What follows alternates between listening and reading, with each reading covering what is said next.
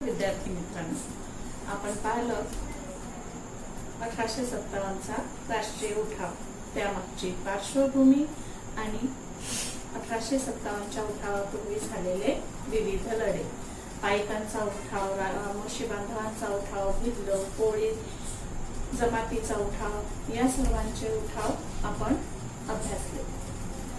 East India कंपनीच्या फौजेत अनेक भारतीय सैनिक होते आणि कंपनीकडून त्यांना दुजा भावाची वागणूक दिली जात असे. दुजा भाव म्हणजे ब्रिटिश सरकारचं सैन्य असेल तर चांगली वागणूक आणि भारतीयांचं सैन्य असेल तर त्यांना वेगळी वागणूक. त्यांचे वेतन आणि भत्ते इंग्रजी सैनिकांच्या तुलनेत अत्यंत अल्प होते. म्हणजे त्यांना मिळणारं वेतन आणि भत्ते हे सुद्धा काय होतं, इंग्रजी सैन्याच्या तुलनेत कमी प्रमाणात मिळत होते. 1806 साली वेल्लोर तर 1806 साली वेल्लोर आणि 1824 साली बराकपूरचा उठाव. या उठावाने उग्र रूप धारण केले होते. ज्याप्रमाणे पायकांचा, रामोशी बांधवांचा लढा उग्र स्वरूपाचा होता, त्याचप्रमाणे सैन्यातील हे उठाव सुद्धा उग्र स्वरूपात होते.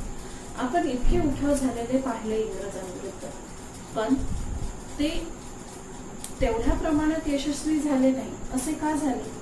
कारण हे सर्व लढे त्या परिसरात झाले.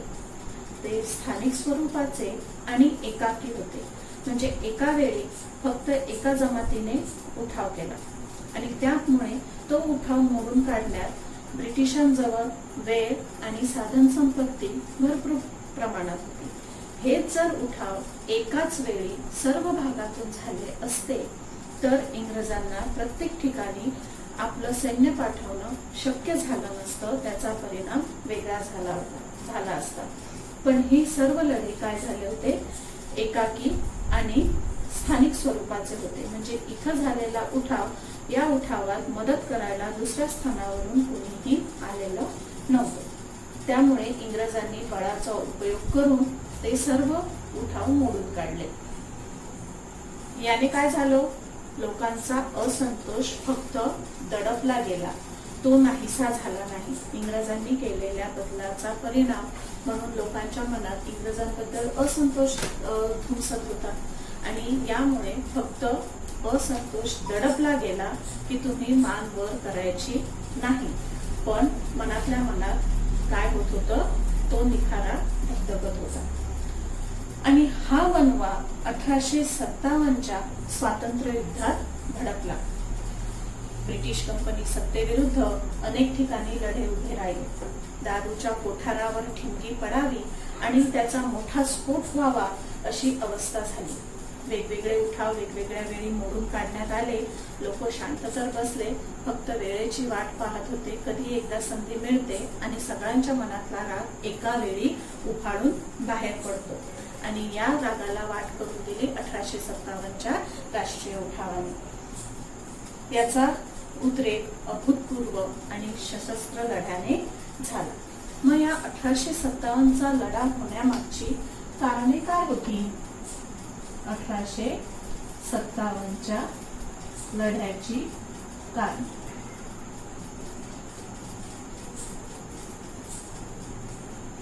तसे तर आपण पाहिलेलेच आहे की इंग्रज पूर्व काळात भारतात अनेक राजवटी होत्या, पण त्यांनी भारतीयांच्या कोणत्याही कामात हस्तक्षेप केला नाही, त्यामध्ये बदल केला नाही, फक्त राज्य केलं. गावगाडा हा पूर्वीसारखाच चालू होता. पण इंग्रजांनी प्रचलित व्यवस्था बदलून नवीन व्यवस्था निर्माण करण्याचा प्रयत्न केला. गावगाड्याचे बदलत असलेले स्वरूप जनतेच्या मनात अस्थिरता आणि असुरक्षिततेची भावना निर्माण करत होता. कोणताही बदल हा सहजासहजी स्वीकारला जात नाही आणि वंश परंपरेपासून चालत आलेले नियम, संस्कृती हे इंग्रजांनी मोडीत काढली आणि त्यामुळे लोकांच्या मनातील भावना दुखावल्या गेली. त्यामुळे अस्थिरता जाणवू लागली की आपल्या अस्तित्वाला कुठेतरी धोका आहे याची जाणीव लोकांमध्ये निर्माण होऊ लागली. मग 1857 ची कारणे पाहताना आपल्याला वेगवेगळ्या दृष्टिकोनातून विचार करावा लागेल की 1857 चा उठाव होण्यासाठी कारणीभूत ठरलेली आर्थिक कारणे, राजकीय कारणे आणि सामाजिक कारणे. तर आर्थिक कारणे कोणती होती 1857 चा उठाव घडून येण्याची? पाहिलेलं आहे आपण. शेती पद्धतीत बदल, उद्योगधंद्यांमध्ये बदल, कर वसुली करण्यामध्ये बदल. इंग्रजांनी त्यांचे आर्थिक उत्पन्न वाढवण्यासाठी नवीन महसूल पद्धती अंमलात आणली होती.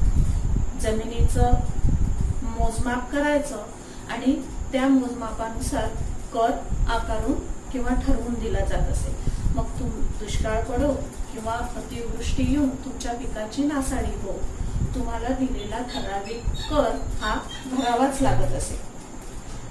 शेतकऱ्यांकडून जबरदस्तीने महसुलाची वसुली केली जायची. पर्यायाने शेती व्यवस्था कोलमडून पडली. इंग्लंडच्या म्हणजे आर्थिक कारणांमध्ये नवी महसूल व्यवस्था आणि याचा परिणाम म्हणजे शेतकऱ्यांची परिस्थिती हालाकीची झाली. शेती व्यवस्था कोलमडून पडली. इंग्लंडच्या बाजारपेठेतील माल भारतात खपून आर्थिक लाभ घेण्याचे ब्रिटिशांचे धोरण होते. म्हणजे भारतीय मालाला उठाव न देता इंग्लंडच्या बाजारपेठेतील मालाला उठाव देणे. इंग्लंडच्या मालाचा खप करणे हे धोरण ब्रिटिशांनी अंमलात आणले होते. त्यांनी येथील भारतातील उद्योगधंद्यांवर जाचक कर बसवले. म्हणजे शेतीवर तर महसूल व्यवस्था होतीच, पण उद्योगधंद्यांवर कर बसवले की जे भारतीयांना भरणं शक्य नव्हते. भारतात विकसित झालेला हस्तकला आणि कापड उद्योग दिवाळखोरीत निघाला. पूर्वी भारतातले उद्योग हे हस्तकलेवर अवलंबून होते आणि कापड ही हातमागावर विणले जायचे. पण इंग्लंडच्या बाजारपेठेतील मालाच्या समोर यांचं गुणवत्ता कमी ठरली, प्रमाण कमी ठरलं आणि किमतीतही हे जास्त असायचे इंग्लंडच्या तुलनेत. त्यामुळे हे व्यवसाय काय झाले, दिवाळखोरीत निघाले आणि या सर्व उद्योगधंदे करणाऱ्यांच्या मनात आणि शेतकऱ्यांच्या मनात इंग्रजी सत्तेविरुद्ध असंतोष वाढत गेला. यानंतर पाहणार आहोत आपण सामाजिक कारणे.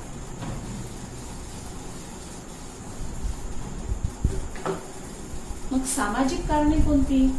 ज्याप्रमाणे त्यांनी आर्थिक व्यवस्थेत बदल केला त्याप्रमाणे समाजात सुद्धा ढवळाढवळ केली. समाजातील चालीरीती परंपरा ज्या अनिष्ट होत्या त्या त्यांनी दूर करण्याचा कायद्याने प्रयत्न केला. पण ही बाब भारतीय जनतेला सहजासहजी पटली नाही. इंग्रज हे आपल्या चालीरीती, रूढी, परंपरा यात हस्तक्षेप करत आहेत. जसं विधवा पुनर्विवाहाचा कायदा, सती बंदीचा कायदा की कोणतीही स्त्री सती जाणार नाही. तसं पाहिलं तर हे समाजाच्या दृष्टीने आणि भारतीयांच्या दृष्टीने चांगले कायदे होते. स्त्री शिक्षणाचा कायदा, यामुळे समाजाची प्रगती होणार होती. पण फार पूर्वीपासून चालत आलेल्या ह्या रूढी परंपरा इंग्रज सरकारने मोडीत काढाव्या हे भारतीयांना पटणारे नव्हते. त्यामुळे आपल्या जीवन पद्धतीमध्ये इंग्रज हस्तक्षेप करत आहे अशी समजूत भारतीयांनी करून घेतली होती. त्यामुळे ते असंतुष्ट बनले. यानंतर पाहणार आहोत राजकीय कारण.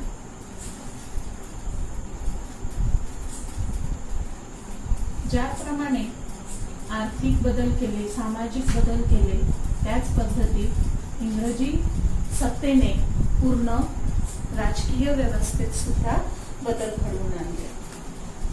1757 पासून इंग्रजांनी अनेक भारतीय राज्ये आपल्या ताब्यात घेतली होती. आठवतं का 1757 साली कोणती लढाई झाली होती? बरोबर, प्लासीची लढाई. आणि तेव्हापासूनच अनेक भारतीय राज्य इंग्रजांनी आपल्या ताब्यात घेतली होती. पुढे डलहौसीने अनेक संस्थाने विविध कारणांनी खालसा केली.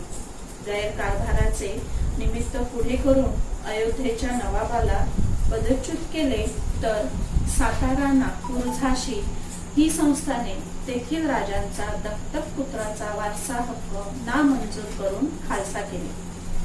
डलहौसीच्या या धोरणाने भारतीयांमध्ये अविश्वासाचे वातावरण वाढत गेले. म्हणजे जी पूर्वी राजेशाही, सरंजामशाही, इनामदारशाही पद्धती होती, तर वेगवेगळ्या राजांची किंवा संस्थानिकांची संस्थान होती, ती इंग्रजांनी वेगवेगळी कारणं देऊन खालसा केली. म्हणजे इथल्या प्रदेशातील व्यवहार हा गैरप्रकाराने चालत आहे, किंवा इथं दत्तक विधान नामंजूर आहे, दत्तक पुत्र आम्ही मानत नाही, असं कारण देऊन इंग्रजांनी विविध संस्थाने खालसा केली.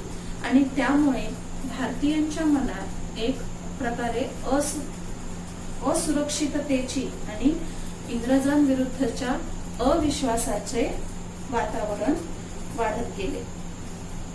त्याचप्रमाणे झाला हिंदी सैनिकांचे असंतोष. म्हणजे इंग्रजांचं वागणं हे सर्व बाजूंनी काय होत होतं, प्रत्येकाला असंतोष देणारं ठरत होतं.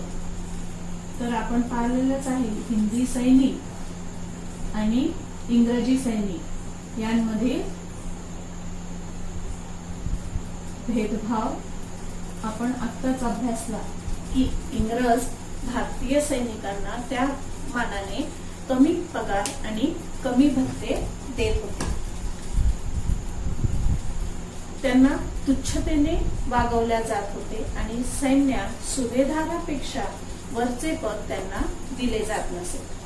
गोऱ्या सैनिकांपेक्षाही त्यांचा पगार कमी होता आणि सुरुवातीला दिले जाणारे भत्ते सुद्धा हळूहळू इंग्रज सरकारने बंद केले. म्हणजे इंग्रजी सैन्याला कोणतीही सोयी सुविधा दिलेली नव्हती आणि वागणूक ही तुच्छतेची होती.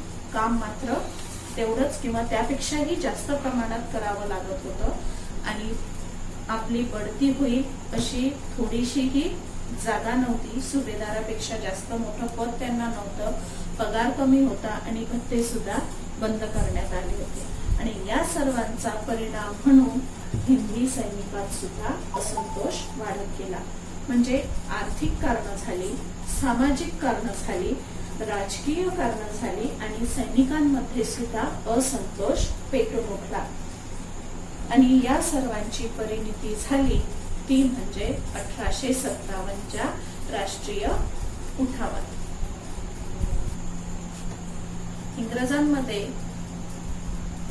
इंग्रजांविरुद्ध भारतीयांच्या मनात झालेली असंतोषाची कारणे आपण अभ्यासली.